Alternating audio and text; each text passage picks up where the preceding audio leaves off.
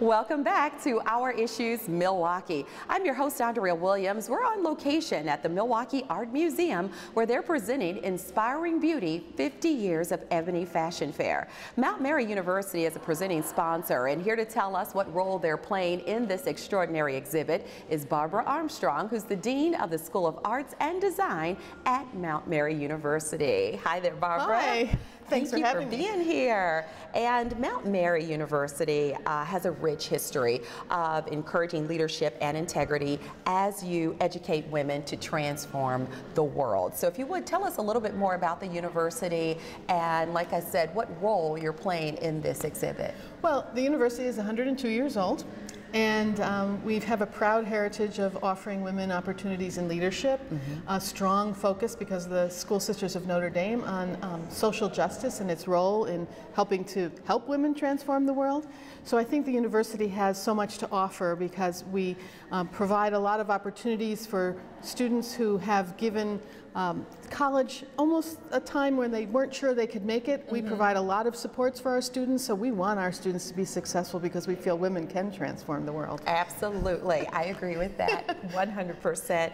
And Milwaukee has a local connection to this Ebony Fashion Fair exhibit.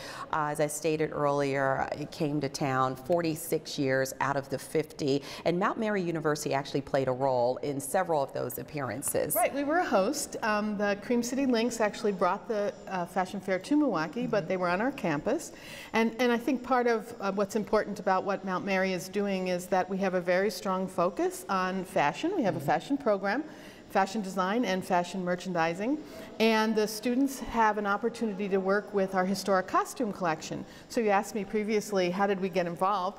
Because we have a fashion program, it was a logical link, but then we also found out that within our historic costume collection, we own about 32 of the garments that were a part of Miss Johnson's fairs, and so that's been a wonderful way to connect with Camille, who was your host before, and to bring to light the way that fashion, as she had suggested in the last segment, is really about art. But what do the students learn by being able to look at older garments? They not only learn construction and technology, they learn about design, they're inspired by it. In fact, some of our students have used the garments that are here on display for their own inspiration, and they'll be part of our fashion show this spring. Oh, fun. We'll have to talk all about that, but there is a little segment or section here in the exhibit that specifically are the pieces of garments that Mount Mary owns. Yes, as I said, we have 32 garments, so when they asked us to be a sponsor, it was really because we had really a unique history. The fashion program is 50 years old, this fashion fair is 50 years old. We have this incredible history of being really leaders. Our sister Eloise Hesberg actually started the fashion program 50 years ago and shocked a few people by being in full nun garments as she was at the fashion shows in New York. And so we feel like, as Eunice was really pushing the envelope, she was pushing the envelope here as well. But we were asked to be a presenting sponsor and then mentioned that we had some of these garments, and Camille came out and visited with us and looked at all of the garments we had, and they initially said you might be able to put 2 garments in the show, and she selected 13, and we were just thrilled to have those 13 garments here. How really fun for us. Yeah, and you have a historic costume collection that consists of 10,000 women's couture and ready-to-wear garments that date back to the 18th century. How do you keep those things, and can people see those at Mount Mary? How is that set up? The garments are stored in a number of different locations on campus, because we've had the generosity of so many donors. We have a lot more than we could keep in the one place we started keeping it. But we annually do a show at our Stimke Gallery on campus, so the garments are displayed there. And it isn't open to the public now, but in the future we're hoping to be able to have a gallery where it would be more easily and readily available, not only in physical form, but also perhaps as a collection online so that people can study. There's a lot of history and research, and many of the garments have gone to museums for those purposes. But we want to be able to share more. It's a wonderful collection, and the students are often inspired by it. Now, you did just mention Sister Eloise, who was the first chairperson of the Mount Mary Fashion Department, and I've read that it's been said that Eunice Johnson and Sister Eloise have a little something in common. How so? Well, I I think the first thing was that they were doing unexpected things, and they were pushing the envelope. So as I said, when Sister was on the runways, this turned a few heads. The New York Times wrote articles about Sister being at the fashion shows.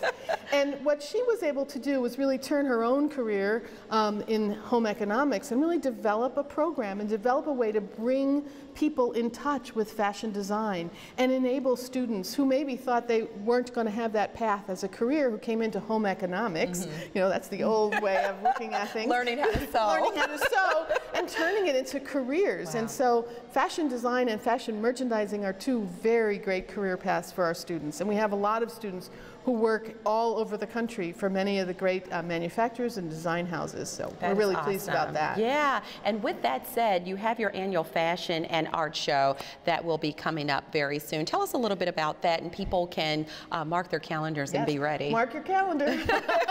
On May 8th, our annual CREO show, and that's to create, that's the name, and it is fashion art, an art honor show, and the fashion show. It's all student run. It's very much high fashion and a lot of music and fun for the students to display their wares. And then the honor show, we offer our students in graphic design, art therapy, and fashion illustration an opportunity to submit for a juried show. And so both of those things happen at the Harley Museum on May 8th, which is a Friday. We have 3 shows, and so you can always find one that you can attend. That is I hope awesome. you'll come. I'm loving all of this. I am like in heaven. Just like I said, I walked through the doors and it was instant chill bumps because this is the epitome of fabulosity. It's a little intimidating, however, as well, when you try to get dressed to come to the show. Oh yeah, I'm sure of it. So there are a couple of events that are happening in conjunction with this exhibit with Mount Mary as well. On February 28th from 9 a.m. to 3 p.m. there's Fashion Matters, Designing Culture and Confidence, and this is very interesting in the sense that you're working with extremely young people and getting them excited about fashion. Well, the program here, there were many people involved in putting the program together, and our part of it is that the students will have time here to see the exhibit, spend time, do some exploratory thoughts about fashion and power and design, much of the show's themes. And then they'll come out to Mount Mary and we're going to introduce them through both observation and through working with students hands-on, opportunities to learn about the different careers in fashion, whether it's machine knitting or fashion illustration. So they'll have time to do that, and they'll be in the classrooms, and our students and our faculty will be helping them learn about different ways we hope to encourage them to consider careers. I love that. And in this world of celebrity where everybody's concerned with who's wearing what and all those things, there are a lot of young people who are interested in being stylists as well. So there's so much to offer in the world of fashion, and I think it's awesome that you are opening the doors to those young people at an early age to kind of figure out what it is they would like to do in that world. I wanted to also mention you have your 50th anniversary fashion program, and that's March 21st from 6:30 to 10 p.m. and we don't want people to miss out on that because they'll have an opportunity there to actually bid on Ebony Fashion Fair illustrations that are authentic. So, and I'm sure that's just the tip of the iceberg. Well, Steven Stippelman has been a friend of the university's for a very long time, and he has agreed to do some illustrations for us of our garments, and so those will be on auction as well. And it'll also be a time to learn a little bit about our history over the 50 years and to see some of our students who will be here with their garments that were inspired by the Ebony Fashion garments. So it'll be a really great program, and I think people can find out about it on our website at mtmary.org. All right. Oh, sorry, .edu. mtmary.edu. And quickly, I'll just mention as we wrap up, June 22nd through the 26th, you have a fashion boot camp. People can learn about that on your website as well. Yes, they can. All right. Well, it has been a pleasure talking to you. It's been nice to get to know you, too. Thank you so much. And of course, we want to remind everybody the Milwaukee Art Museum is open Tuesday through Sunday from 10 a.m. to 5 p.m. and open Thursdays till 8 p.m. And they've got their special community-free weekend on the weekend of February 21st and 22nd. Barbara Armstrong is the Dean for Mount Mary University's School of Arts and Design. And for more information on anything we've discussed, again, you can log on to mtmary.edu. That's going to do it for today's show. I'm your host, Andrea Williams. As always, thank you for watching, and I hope you join us again next week as we take another look at our issues, Milwaukee. Have a great day.